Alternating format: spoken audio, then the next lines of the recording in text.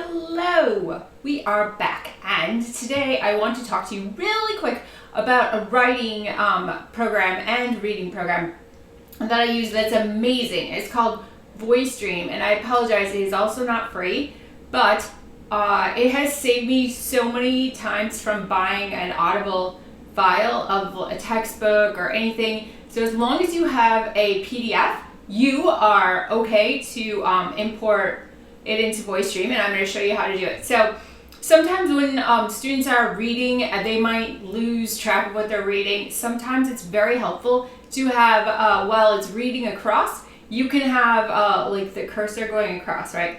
So I really like VoiceStream because number one, it will read any PDF to you. You can put websites into it. There is a resource. It's called BookSource. If your student has an IEP, a 504, contact me because I can help you get in touch with these people, and this is a great resource. Let's say that you have some downtime and you're looking to give back. If you want to read any books, you can do that, and this will help students who cannot have the books or who need assistive technology, right?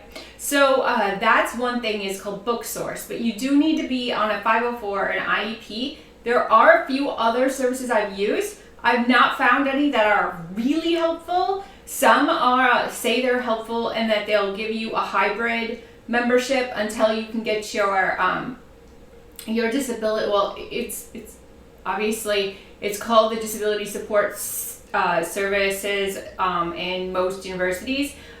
In schools, it's Student Support Services. So not saying that this is a disability or it isn't.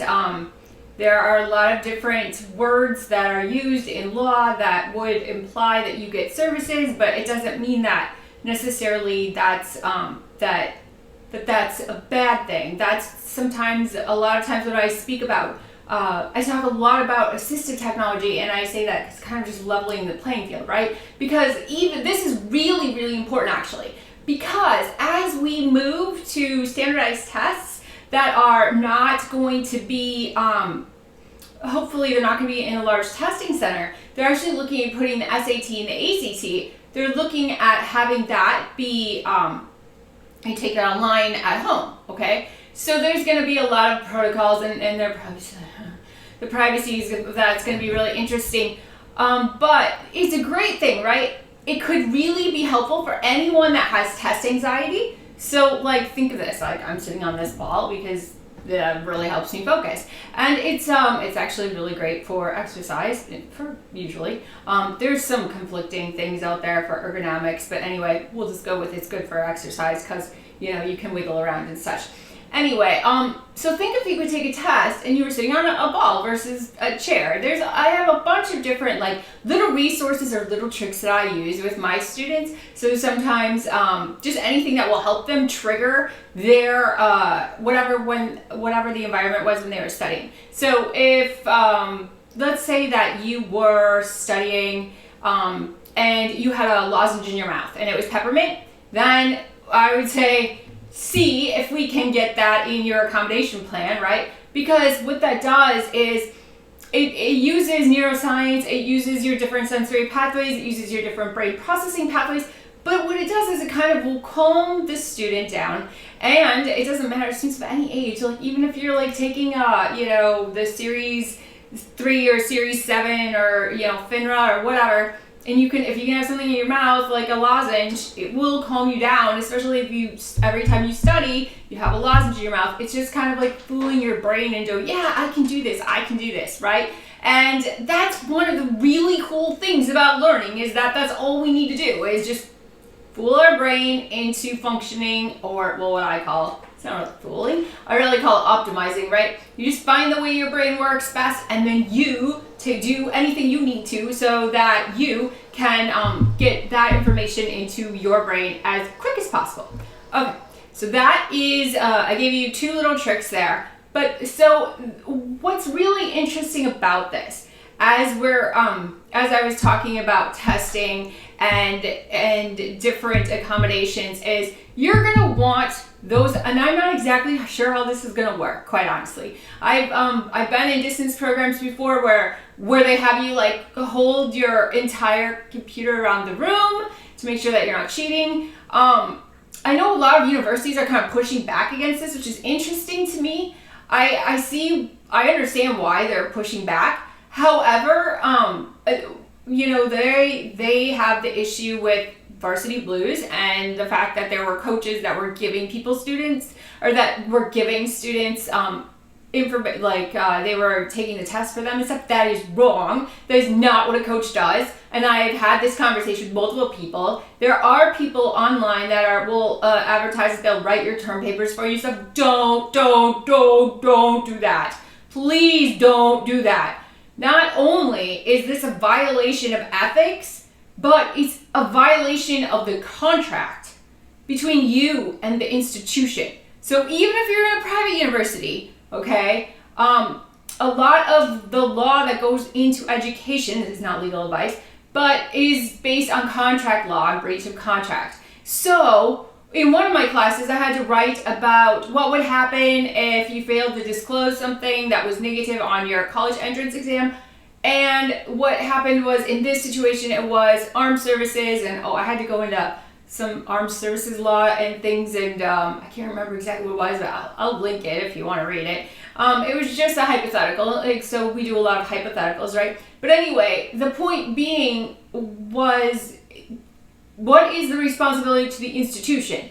And can the institution rescind your degree? And by the way, it is, yes, they can rescind your degree if they want to, because what you're attesting to when you sign that is that everything on this application is true and correct?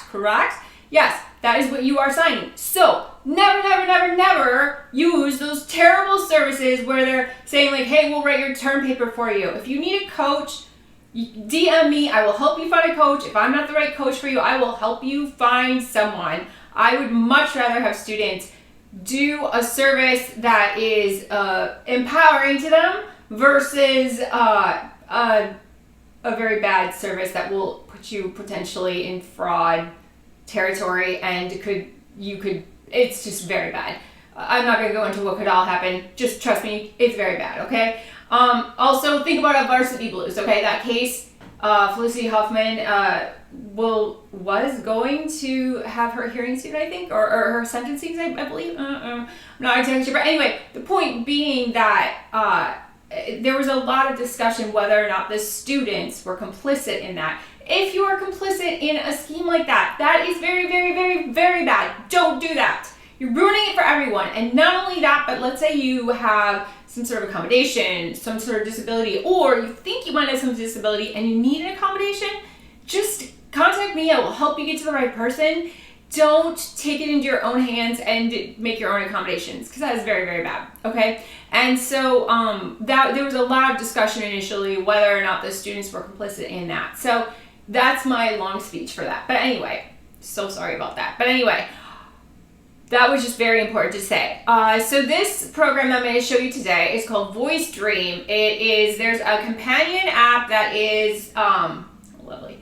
There's a companion app that is Writer's Dream, I believe. I've not used that one, but I use Siri, and I also set my phone up so that all I have to do is swipe with 2 fingers down, and it will read everything to me on that screen. So without further ado, I'm going to put that on here, and I'm going to attempt to AirPlay it to there. So we'll see if that works. Let me see.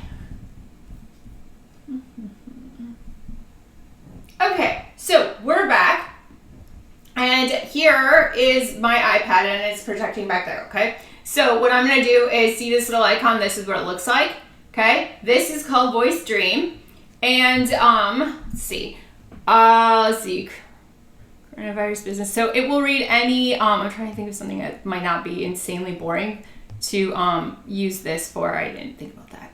Oh, here, let's do the cyberspace. It's the Cyber Solarium report that Chris and I are going to be talking about on our legal podcast. So, okay, so here you go. law can be a little dry sometimes, and there's a lot of reading.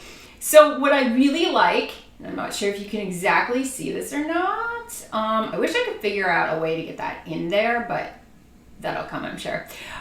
So what is really cool about this, let's see if I turn this light, and I turn, yeah, if I touch it, yeah, it's not so much. I think it was better with the light. Oddly enough, it was. Okay. Yes, it's not gonna work. I need to find a better way. Un minuto.